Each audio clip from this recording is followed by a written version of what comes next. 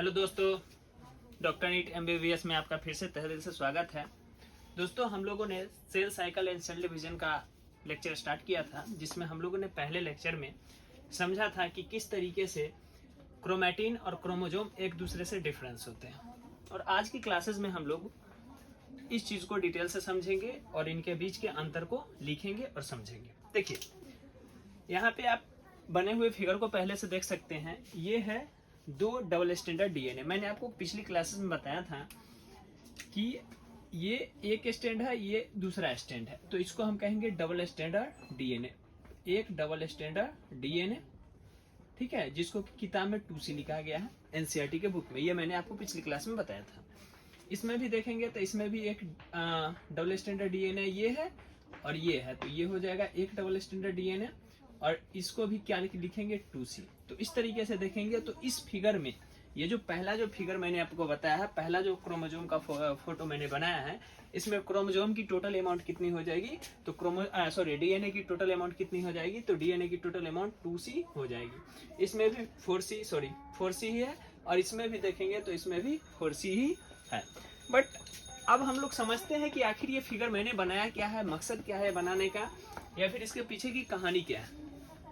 देखिए, यहाँ पे अगर आप ध्यान से देखेंगे तो यहाँ पे आप देख पाएंगे कि इनके बीच जो ये बहुत लमड़ा हुआ है, ठीक है, बहुत लमड़ा हुआ है, बहुत फैला हुआ है। इसको देखेंगे तो ये थोड़ा नजदीक है और इसको देखेंगे तो ये एकदम नजदीक है, ठीक है। तो यहाँ पे मैं इसको भी डिनोट कर दे रहा हूँ, ठीक है। देखिए, दो डबल स्टैंडर्ड DNA को जो जोड़ के रखती है, या दो से ज्यादा डबल स्टैंडर्ड DNA को जो जोड़ के रखती है, वो प्रोटीन होती है कोहेसिन, ठीक है। कोहेसिन एक ऐसा प्रोटीन है जो कि दो या दो से अधिक डबल स्टैंडर्ड DNA को जोड़ के रखने का काम करती है। जैसे यहाँ पे आप रेड कलर से मैंने डिनोट करने की कोशिश किया है।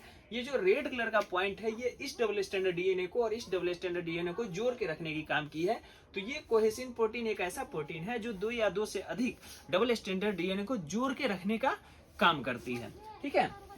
पिछली क्लासेस में मैंने ये भी चर्चा किया था कि जब किसी DNA में हम हिस्टोन प्रोटीन को ऐड कर देते हैं तो वो कॉइलिंग होने लगती है और उनकी साइज छोटी होने लगती है। तो यहाँ पर भी मैंने वही किया है कि ये क्रोमैटिन है।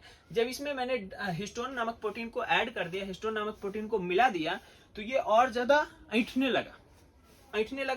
एक एग्जाम्पल के तौर पे मैं आपको समझाने की कोशिश करता हूँ ताकि आपको अच्छे से याद हो जाए।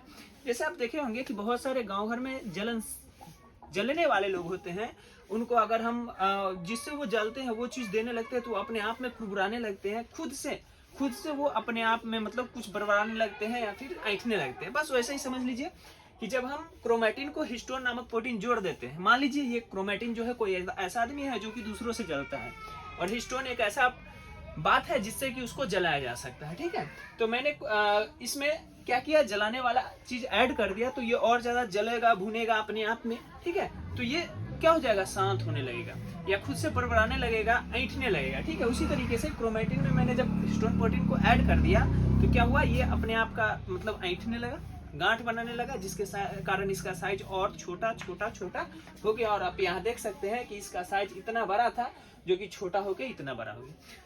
इसी तरीके से इसमें मैंने और हिस्टोन प्रोटीन मिलाते ये इतना छोटा हो गया कि वो इजिली न्यूक्लियस के अंदर फिट बैठ सकती थी। तो ये साइज एकदम छोटा हो गया। तो जब तक ये बड़ा था तब तक ये क्रोमैटिन था, जब तक ये कॉइल नहीं था तब तक ये क्रोमैटिन था।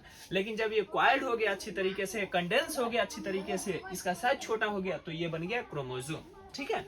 अब दोनों के बीच के अंतर को समझते हैं। देखिए, अगर हम DNA की बात करें, क्रोमैटिन और क्रोमोसोम के DNA की हम बात करें, तो इसका DNA आप देख सकते हैं लंबा है। देखिए कितना लंबा है, इतना लंबा है। वही इसमें देखेंगे तो मात्र इतना लंबा है, ठीक है।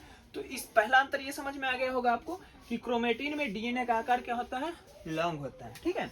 क्रोमैटिन में DNA का आकार लॉन्ग होता है, जबकि क्रोमोसोम में DNA का आकार शॉर्ट होता है, ठीक है। पहला अंतर अच्छे से समझ में आ गया होगा, ठीक है, कि क्रोमैटिन में DNA का आकार लंबा होता है, जबकि क्रोमोसोम में DNA का आकार छोटा होता है। अब देखिए कॉइलिंग समझिए, इसमें यहाँ देखेंगे इसमें कॉइलिंग कम है, इसमें कॉइलिंग ज्यादा है, इसमें कॉइलिंग कम है, इसमें कॉइलिंग ज्यादा। आखिर कॉइलिंग ज्यादा हुआ तभी तो छोटा हुआ ये, ठीक है। ये कॉइलिंग कम है तभी तो बड़ा है, ठीक है। इससे मतलब कॉइलिंग इसमें क्या है, लेस है यानी कि कम है, इसमें कॉइलिंग मोर है यानी कि ज्यादा है। दूसरा अंतर भी आपको समझ में आ गया हो अच्छी तरीके से।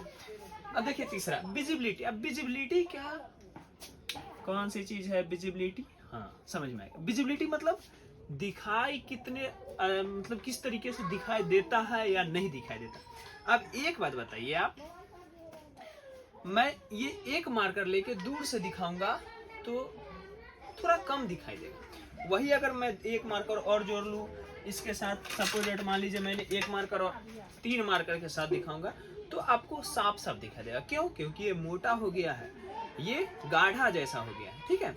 उसी तरीके से ये पतला है, ये लंबा है, तो दूर से देखेंगे तो साफ साफ नहीं दिखाई देगा। वही जब इसको और छोटा कर देंगे और छोटा कर देंगे, ये जब मोटा हो जाएगा तो ये इजीली हमें दिखाई देने लगेगा। मतलब विजिबिलिटी इसमें कम होती है। इसमें विजिबिलिटी क्या होती है? कम होती है। इसमें विजिबिलिटी ज्यादा होती है। क्लियर है? अब देखिए डीएनए का फॉर्म। इसमें डीएनए का फॉर्म जो है अनकंडेंस है,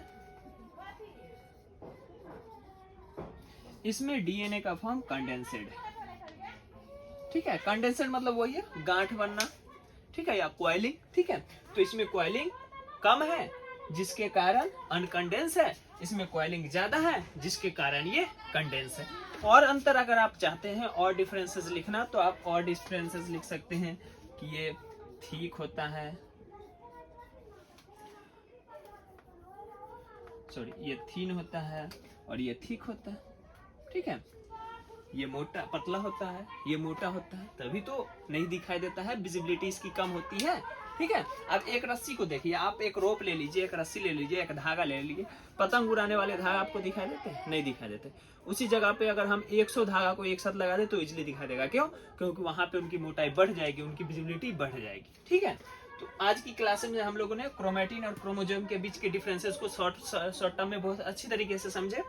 इसके बाद है सेल साइकिल स्टार्ट होगी। सेल साइकिल में हम लोग phases of cell cycle S1 G1 phase, S2 S phase, G2 phase, M phase, इन सारे चीज़ों को लाइन से थोड़ा थोड़ा करके समझेंगे। तो बस आज की क्लासेस हम लोग यहीं पे ख़त्म करते हैं। अगली क्लासेस हम लोग अगले दिन करेंगे।